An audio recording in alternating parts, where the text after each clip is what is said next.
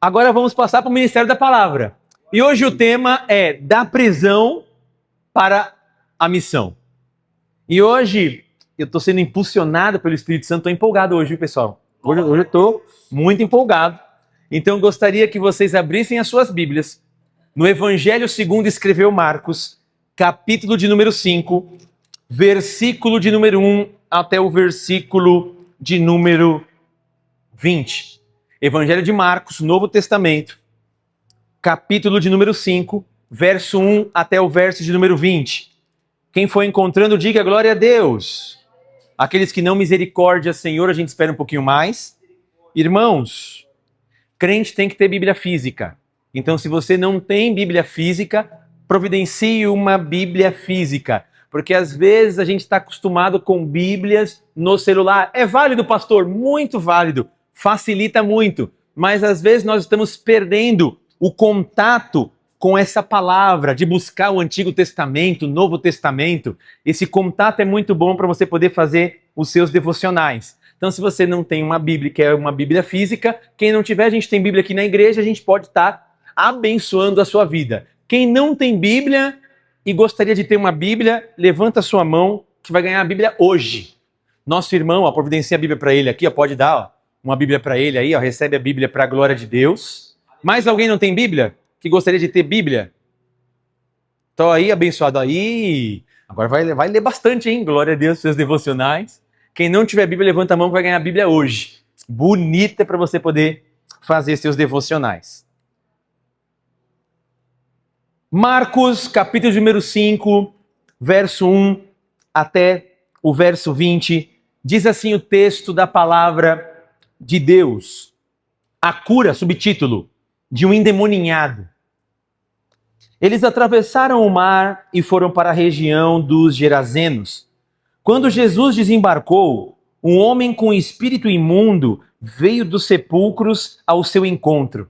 Esse homem vivia nos sepulcros e ninguém conseguia prendê-lo, nem mesmo com correntes, pois muitas vezes lhe havia sido acorrentados pés e mãos, mas ele arrebentava as correntes e quebrara os ferros de seus pés.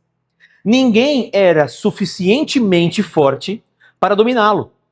Noite e dia, ele andava gritando e cortando-se com pedras entre os sepulcros e nas colinas. Quando ele viu Jesus de longe, correu e prostrou-se diante dele e gritou em alta voz: Que queres comigo, Jesus, Filho do Deus Altíssimo? Rogo-te por Deus que não me atormentes. Pois Jesus lhe tinha dito: Saia deste homem, espírito imundo. Então Jesus lhe perguntou: Qual é o seu nome? Meu nome é Legião, respondeu ele, porque somos muitos. E implorava a Jesus com insistência que não os mandasse sair daquela região. Uma grande manada de porcos estava pastando numa colina próxima.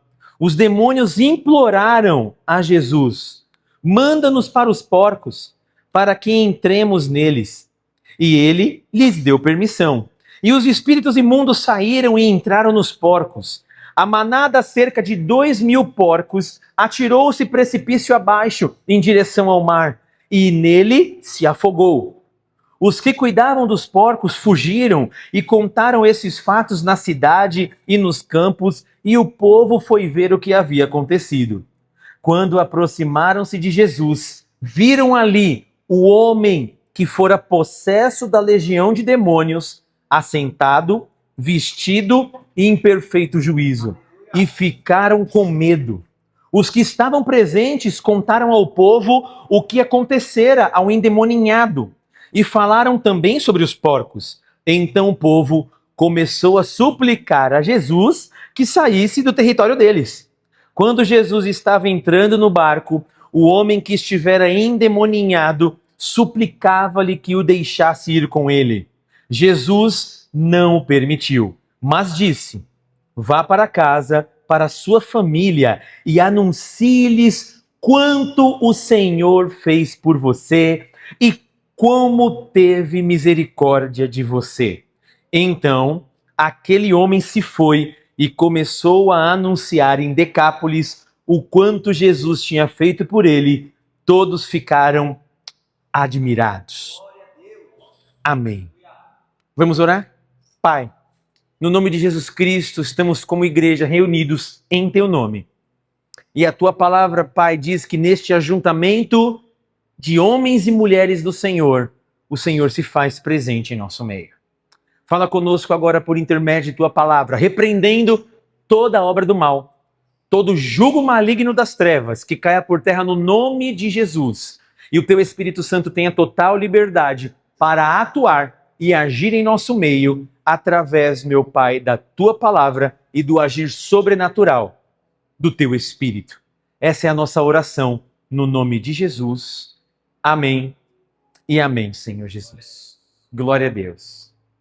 Nós acabamos de ler aqui um texto muito interessante que vai falar sobre uma possessão demoníaca. E detalhe, pessoal, o mundo espiritual, ele existe e não apenas existe, ele é real. Parece que eu estou sendo redundante. Além do mundo espiritual existir, o mundo espiritual é real e ele influencia diretamente a nossa vida terrena. Ou seja, ele influencia áreas da minha família, ele pode influenciar áreas do meu trabalho, ele pode influenciar áreas das minhas amizades, ele pode influenciar área da minha saúde, ou seja, o mundo espiritual tem o poder de influenciar todas as áreas de nossa vida. E nós acabamos de ler um texto que em Marcos capítulo 4, Jesus ele acaba de anunciar várias coisas, fazer uma grande obra, e ele pega junto com os seus discípulos e fala assim, pessoal, os apóstolos, nós vamos ali para uma outra região. Que região é essa, Jesus? É a região chamada Gadara. Nós vamos para aquela região. Jesus ele entra no barco e, como sempre, Jesus muito tranquilo, que já tinha falado que eles iam para o outro lado, Jesus dorme tranquilamente no barco. Quando ele e os seus discípulos estão nesse barco, a Bíblia diz que veio uma grande tempestade. E nessa grande tempestade, os seus discípulos começam a ficar desesperados. E falam, meu Deus, a gente vai morrer. A gente está aqui no meio do barco. A gente não vai conseguir se salvar. Quando eles olham para Jesus, Jesus está aqui, ó, tranquilinho, dormindo no barco. O pessoal fala, Senhor, chegam para Jesus, o Senhor não vai fazer nada, o Senhor não está vendo que nós vamos perecer, que nós vamos morrer. Jesus se levanta e fala o seguinte, vento, se acalma, mar, se tranquiliza. O vento para, não tem nenhuma brisa e o mar fica numa bonança só. Todos ficam maravilhados, quem é esse? Que até os ventos e os mares lhe obedecem.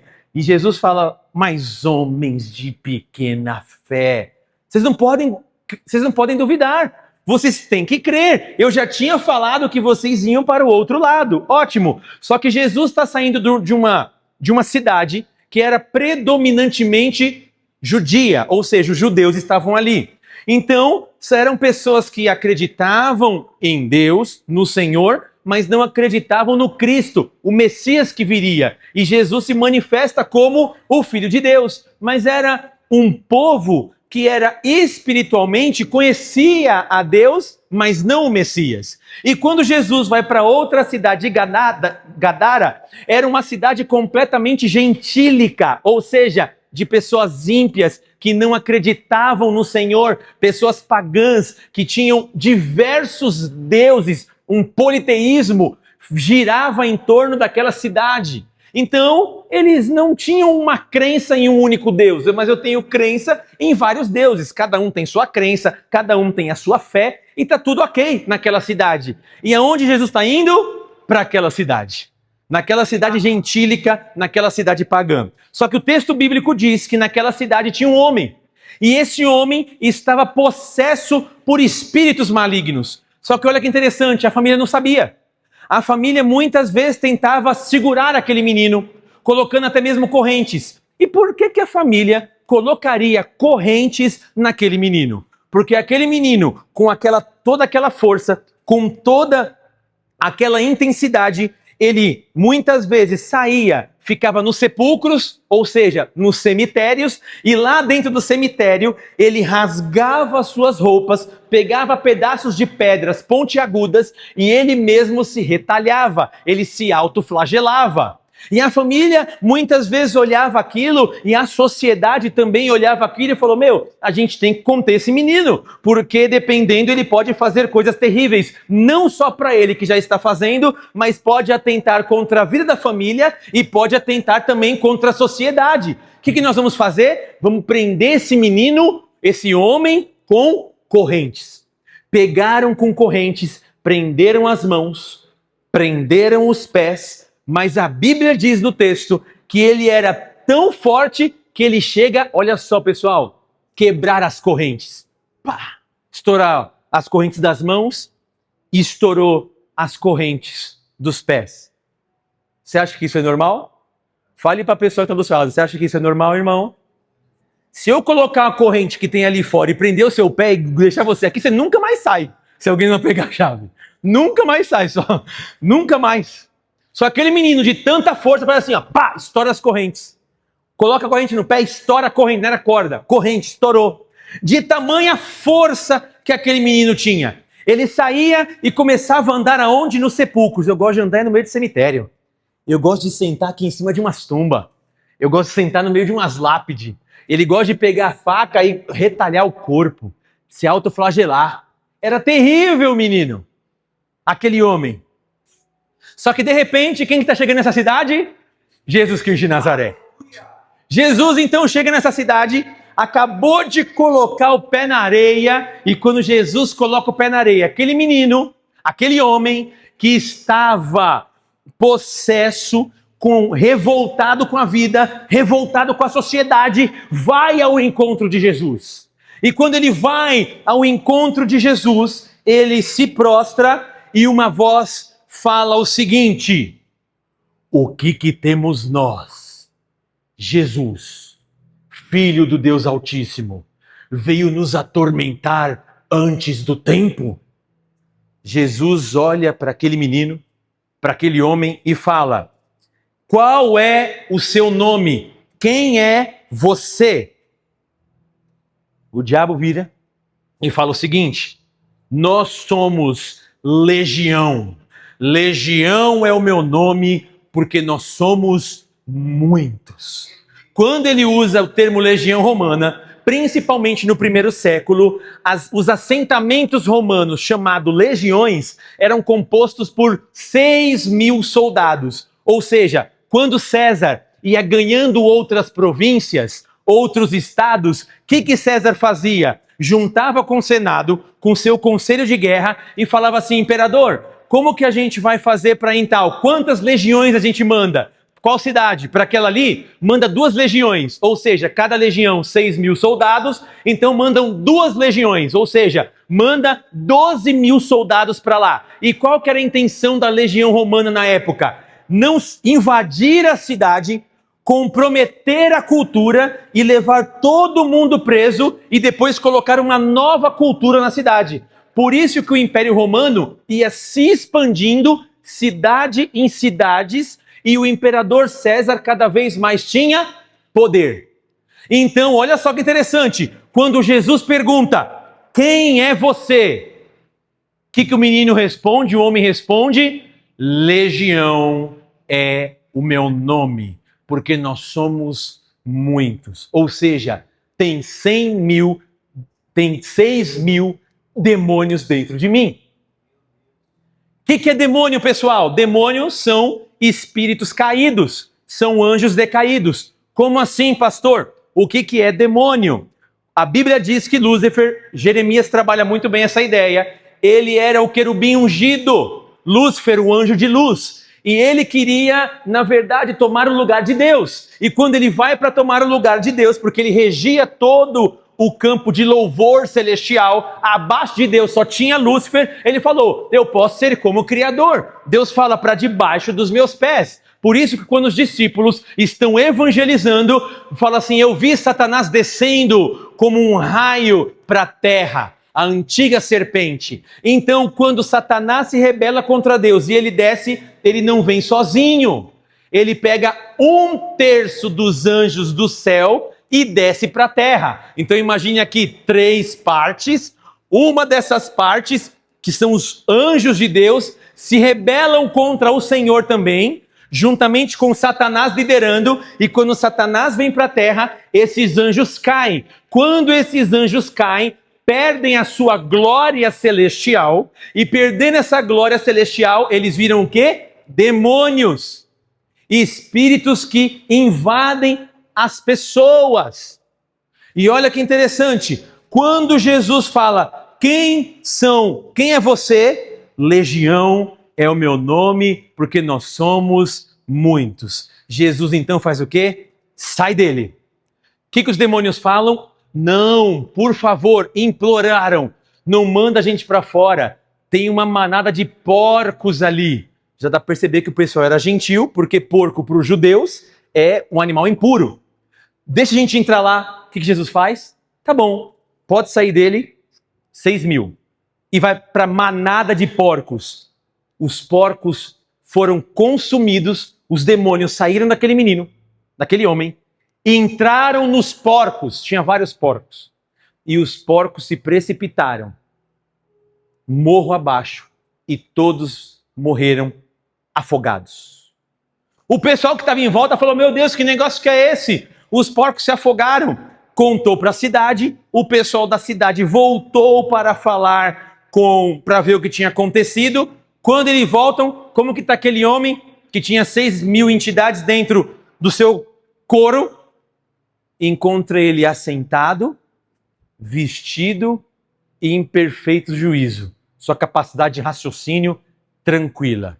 O povo, então, ao invés de se alegrar, quem que o pessoal expulsa? Jesus. Você está fazendo mau alvoroço aqui. Nossos porcos tal. O povo estava mais preocupado com os bens materiais dele, com a manada, do que com o próprio Cristo. Então, Jesus, você não pode ficar aqui não. Pode ir embora, por favor. Jesus debate? Jesus podia fazer, mas espera aí, você tinha que me agradecer. Olha o que eu fiz para esse menino aqui. Fazendo uma algazarra aí no meio do cemitério. Tá bom, quer que eu vou embora? Eu vou. Jesus é muito educado. Quando ele estava subindo, o menino já bem, fala assim, Jesus, vou com você. Jesus fala, não, você não vai vir comigo. Você vai voltar agora para a tua casa. Você vai voltar agora para a tua família e vai falar o quão bom o Senhor foi para você e o quão bom Ele teve misericórdia de ti também. O menino vai lá e começa a anunciar o Evangelho de Cristo Jesus. Esse texto nós vemos uma libertação maravilhosa, que o Senhor fez um grande milagre. E a gente pode perceber que aquelas entidades demoníacas estavam impedindo aquele homem de ser quem ele era. Ou seja, quem é você? Legião é o meu nome. Ou seja, muitos em um, impedindo este um de ser quem ele é. E quem ele era? Um homem com dignidade. Mas quando Satanás entrou, a primeira coisa que ele roubou foi a identidade e dignidade. Ninguém mais via ele como um bom homem, mas via ele como um maluco, um cara marginalizado na sociedade, um cara que não poderia sentar na casa para poder bater um papo e comer com as pessoas, porque ele estava possesso por espíritos malignos. Então a primeira coisa que a gente aprende nesse texto, pessoal, é, em primeiro lugar, quem não encontra Jesus pode estar andando em caminhos de morte. Quem não encontra Jesus pode estar andando em caminhos de morte. Olha o que diz o texto de Marcos, capítulo 5, versículo 2 até o versículo de número 5. Marcos 5, 2. Assim que Jesus desembarcou, um homem com um espírito imundo veio dos sepulcros ao seu encontro, do cemitério. Esse homem vivia nos sepulcros e ninguém conseguia prendê-lo, nem mesmo com correntes. Pois muitas vezes lhe haviam sido acorrentados pés e mãos, mas ele arrebentara as correntes e quebrara os ferros dos seus pés. Ninguém era suficientemente forte para dominá-lo. Noite e dia ele andava gritando e cortando-se com pedras entre os sepulcros e as colinas. Olha o que está acontecendo. Quando eu não tenho o encontro com o Senhor, possivelmente eu posso estar andando em caminhos de morte. Aquele menino, antes de ter um encontro com Jesus, andava em caminhos de morte. Por quê? Sepulcro é cemitério. Então ele andava em caminhos de morte, ele se auto-retalhava, ele se auto-flagelava, ele estava matando ele mesmo. Ele era o autor do seu próprio sofrimento. E muitas vezes nós podemos ser assim. Não andamos com o Senhor Jesus Cristo e eu posso ser o autor do meu próprio sofrimento. E acho normal, mas às vezes pode ser uma influência demoníaca. Por quê? Porque eu estou afastado de Jesus. E às vezes Satanás está agindo em nossa volta e não percebemos isso. E achamos normal, mas ele vai destruindo nossa família, ele vai destruindo nosso relacionamento com Deus, ele vai destruindo a nossa casa, ele vai destruindo o nosso chamado, ele vai destruindo a nossa vocação, e a gente vai achando, às vezes, normal. Por quê? Porque ele vem muito sutil, e a gente começa a perceber que uma pessoa que não tem um encontro verdadeiramente com Jesus, podemos confundir todo esse movimento com liberdade. Eu estou livre, eu faço aquilo que eu quero. Só que olha que interessante, enquanto ele caminha em direção à própria destruição. Ou seja, eu acho que eu sou livre, eu acho que eu sou dono do meu próprio nariz, eu acho que todos os meus desejos e vontades são bons, mas eu nem imagino que eu estou indo a passos largos para a destruição. Era o que estava acontecendo com aquele homem. Como ele não tinha um encontro com Jesus, ninguém podia se socializar com ele, eu vou andar na minha cabeça, eu vou fazer o que eu quero. Porque as pessoas olhavam e não conseguiam entender que era uma atuação maligna. Pensaram, ele está louco, vamos procurar alguma coisa, vamos procurar algum profissional da área da saúde, um psicólogo, um psiquiatra, para tratar a mente dele, porque eles não sabiam o que era. Mas o texto deixa claro, o que estava acontecendo na vida dele não era de origem física, era de origem espiritual. Tinha um cunho espiritual, influências de demônios. E o que a gente aprende com isso, pessoal? Existem certas coisas da nossa vida que às vezes podem ser ataques espirituais, ataques de demônios, e a gente acha normal. Ah, a pessoa surtou, a pessoa está com estresse, a pessoa está com isso ou aquilo. Não! Às vezes pode ser um ataque de Satanás em nossas vidas, no meio da nossa família, no nosso trabalho, e nós estamos às vezes diagnosticando errado, e se eu diagnóstico errado, eu luto com as armas erradas. Aquelas pessoas começaram a lutar com as armas, o quê? Erradas. Vamos prender ele, vamos colocar corrente. Ou seja, a sociedade e a família lida com o sintoma, mas não trata a raiz. E Jesus, muito pelo contrário, ele vai na raiz do problema. Não adianta você tratar o sintoma, porque o sintoma você trata prendendo, trata colocando corrente, trata limitando. Não! Você está só tratando o sintoma, mas a raiz do problema é de origem, neste texto, espiritual. Existem certos problemas na nossa vida, meus irmãos, que é espiritual. E a gente tem que discernir se é espiritual ou não. Olha que interessante, porque esse texto ele vai mostrando um homem completamente deslocado na sua vida. Ele não está mais em casa, ele não está na cidade também, ele não está na comunhão da sua família e nem na comunhão dos seus irmãos, ele não está no templo, não está na igreja. Aonde ele está? Entre os mortos. E acha que está bem, indo a passos largos para a destruição, indo a passos largos para o inferno. E olha que interessante, às vezes ele vai todo feliz. Ah, estou cumprindo meu desejo, estou cumprindo aquilo que está no meu coração, estou fazendo da minha vontade. Ou seja, A sua habitação e a minha habitação revela a nossa real condição. Ele gastava mais tempo aonde? Nos sepulcros, do que com a sua família, nesse texto. Ele ficava muito tempo andando em caminhos de morte. É ali a habitação dele. Só que ele só estava fazendo isso porque ele não tinha condições em si para se salvar. Ele não tinha condições em si para mudar o caminho, para mudar rota. É aquela pessoa que tem a consciência, mas não tem a força. Já viram pessoas assim?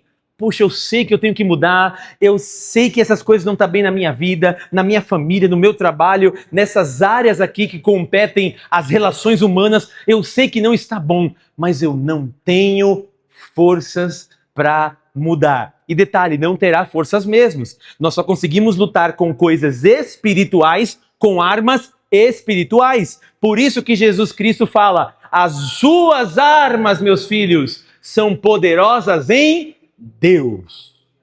Nós lutamos com armas espirituais. E às vezes a gente anda em caminhos que estão nos levando à morte. E que morte é essa, pastor? A morte espiritual. Olha o que diz o texto em Provérbios, capítulo 14, versículo de número 12. Olha só, Provérbios 14, versículo 12. Há caminho que parece reto ao homem, mas no final conduz ao quê? À morte. É certo esse caminho que você está andando? Pergunta a pessoa que está do seu lado. É certo o caminho que você está andando? Olha só que interessante o texto. É certo? Tá bom, tá indo para a morte. Você está entendendo o que ele está falando? Mas para mim é certo. Tá certo andar por esse caminho. Tá certo eu fazer isso para mim. Tá bom, fica tranquilo. Você está indo a passos largos para a morte. Está no texto bíblico. Por quê? Porque Satanás ele é sutil. Satanás sempre trabalha assim, ó, tenha razão. Cumpre o seu desejo. Qual que é a sua vontade? Satanás sempre vai exaltar, guarde isso. Satanás sempre vai exaltar a sua vontade e o seu desejo. Ele fez isso com Eva em Gênesis capítulo 3. Qual que é o seu desejo, Eva? Ai, vendo Eva que o fruto era agradável aos olhos e gostoso para adquirir conhecimento, comeu do fruto. O que Satanás fez? Eva, qual que é a tua vontade? Comer. Ah, desse eu não posso. Para, menina. Você não está com vontade?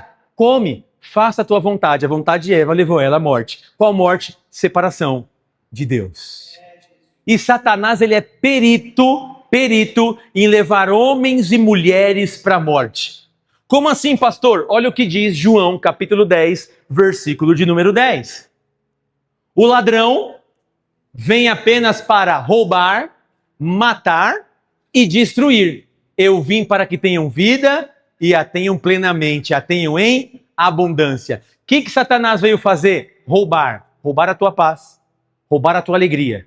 Ele veio para fazer o quê? Matar sua vida espiritual, sua comunhão com Deus. Ele veio para destruir a sua família, a sua dignidade. E detalhe, ele está fazendo isso aí há mais de 2000 anos e confesso para vocês, e muitos têm tido acesso, e não só acesso, ele tem tido êxito na vida de muitas pessoas. Porque ele vai destruindo famílias, ele vai destruindo profissionais, ele vai destruindo dignidade, ele vai destruindo sonhos, ele vai destruindo tudo aquilo que você almeja.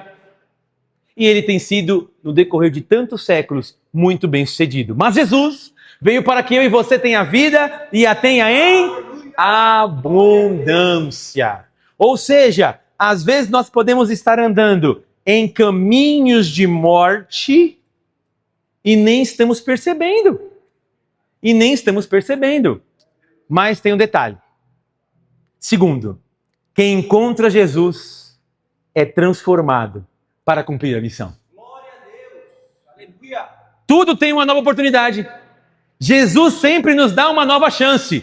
Aquele menino até aquele momento era um marginalizado, a família não sabia mais o que fazer, as pessoas acorrentavam eles, ótimo, ninguém mais dava crédito para aquele menino, ninguém mais confiava mais naquele homem, mas aquele homem teve um encontro com Jesus. E olha o que diz o texto de Marcos, capítulo 5, versículos 6 a 9. Olha o que diz. Quando de longe viu Jesus, correu e prostrou-se diante dele, gritando em alta voz: que queres comigo, Jesus, Filho do Deus Altíssimo, suplico-te por Deus que não me atormentes. Disse isso porque Jesus lhe havia dito: espírito imundo, sai deste homem. Então Jesus lhe perguntou: qual é o seu nome? Meu nome é Legião, respondeu, porque nós somos muitos. Olha só o que acontece. Aquele menino que estava marginalizado, aquele menino que estava longe da presença de Deus, tem um encontro com o Criador. E quando ele tem um encontro com o Criador, a sua vida muda completamente. As pessoas depois daquela cidade chegam e veem o menino assentado em perfeito juízo. Por quê? O único que pode tratar alguns sintomas da nossa vida, para que eles deixem de existir, é Jesus. Não adianta a gente fazer com coisas paliativas, remédios paliativos. O que pode transformar a vida de um homem e de uma mulher é um real encontro com Jesus Cristo de Nazaré.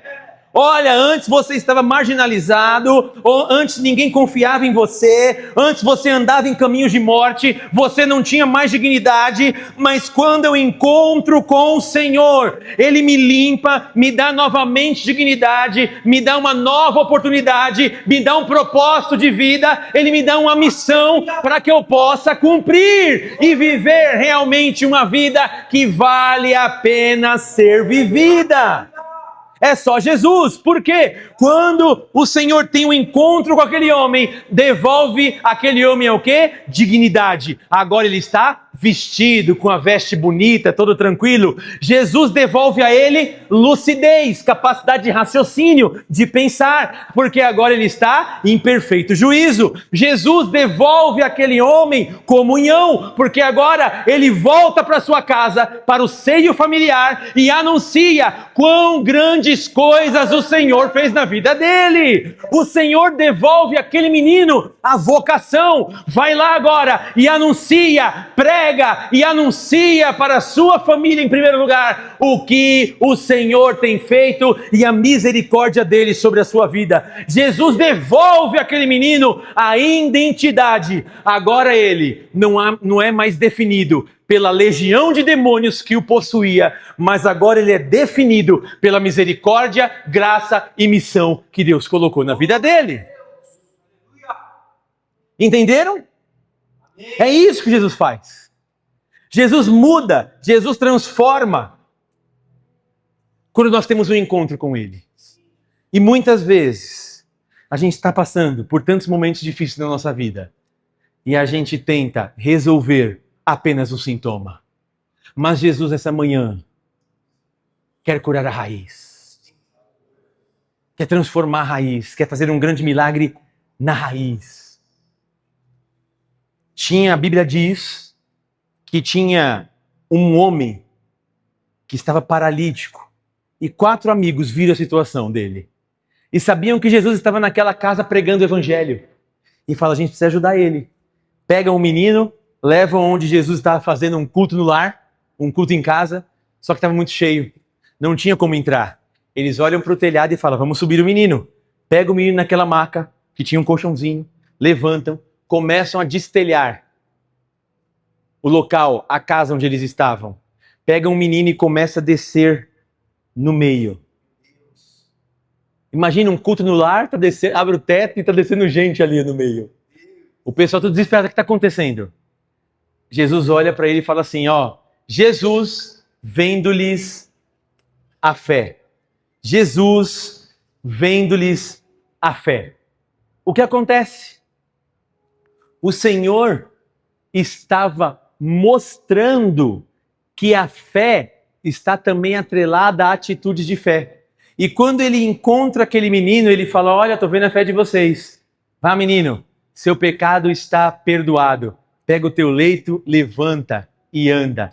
O menino, na mesma hora, começa seus braços a ficar fortes, mãos e pernas, pega o leito, coloca aqui aquele colchão e fala: falou, galera, estou indo embora para minha casa. Valeu. Jesus o cura. Jesus transforma a vida dele. Mas por que Jesus fez isso? Jesus não queria curar o sintoma, mas queria curar a origem. Qual que era a origem? Pecado. Filho, perdoados estão os teus pecados. O sintoma era o quê? Paralisia. Ou seja, quando temos pecados às vezes escondidos dentro do nosso coração, às vezes nós podemos andar paralisados e nem sabemos. Nada flui, nada dá certo, tudo é um peso para se fazer, mas quando nós apresentamos diante de Jesus com fé e fala, Senhor, entra, não trata apenas um sintoma, mas trata o meu coração, a minha alma, a raiz do problema. Jesus entra com milagre e restaura novamente as possibilidades de você voltar a sonhar, de você voltar a se movimentar, de você voltar novamente a agir. E como que o senso de missão vem para aquele menino? Porque o testemunho cristão, o testemunho que eu e você dá perante a sociedade, não é uma autopromoção espiritual. Não, ele não volta dizendo, vejam como eu mudei, pessoal, vejam como eu agora estou transformado, vejam como eu agora mudei. Não, ele volta dizendo, vejam o que o Senhor fez, vejam como teve misericórdia de mim. Ou seja, o servo de Deus não testemunha para autopromoção. Olha como eu sou bom, olha como eu faço as coisas boas, olha como eu faço isso ou aquilo. Não, olha como Jesus é bom na minha vida. Olha como Jesus teve misericórdia de mim. Através desse testemunho, ele tem uma nova vida. Porque quem encontra Jesus tem novas oportunidades. Fale para a pessoa que está do seu lado, com Jesus, você tem novas oportunidades. Olha o que diz o texto de 2 Coríntios, capítulo 5, versículo de número 17. Portanto, se alguém está em Cristo, é uma nova criação. As coisas antigas já passaram e eis que se fizeram novas. Se você está em Cristo Jesus, se eu estou em Cristo Jesus, as coisas velhas já passaram, os pecados já passaram, o sentimento de culpa já passou. Agora Jesus está te dando uma nova oportunidade para que você possa viver a missão dele aqui na terra. Olha o que diz, mas pastor, às vezes é muito difícil ter essa libertação, mas a palavra de Jesus, ela é poderosa para transformar a sua vida, para transformar, te dar uma nova chance, colocar você de pé, porque a palavra de Deus é viva e vida com abundância. Olha o que diz o texto de João, capítulo 8, versículo de número 36. Portanto, se o Filho, quem que é o Filho? Jesus, te libertar, vocês de fato serão livres. Se, pois, o Filho de Deus, Jesus Cristo de Nazaré, te libertar, de fato, verdadeiramente, vocês serão livres. Se Ele te libertar, você sai desse momento. E aquele menino tem um encontro com Jesus. Ele vai voltar, Jesus fala, não, volta lá para tua casa. Aí ele volta para casa, mãe, pai, o que aconteceu? O que aconteceu, menino? O que aconteceu, homem? O que aconteceu? O Senhor teve misericórdia de mim, mas agora você está falando, você não falava, você não se relacionava, agora você bate papo, agora você eu estou conseguindo te ouvir, eu estou vendo que você agora está conseguindo pensar. Você mudou? Não, não fui eu que mudei, foi Deus que teve misericórdia da minha vida. Foi o Senhor que teve bondade na minha vida. Porque eu por mim mesmo não consigo mudar. Eu só consigo às vezes paliativamente ver sintomas, mas não consigo mudar. Quem muda, quem transforma, quem me dá uma nova oportunidade, quem me faz ser uma nova criatura é o Senhor. E Ele começa a evangelizar toda a sua família e as pessoas daquela cidade. Jesus tem o poder de transformar histórias. Jesus hoje quer transformar histórias. Se coloque de pé no nome de Jesus. Aleluia! Nós vamos orar.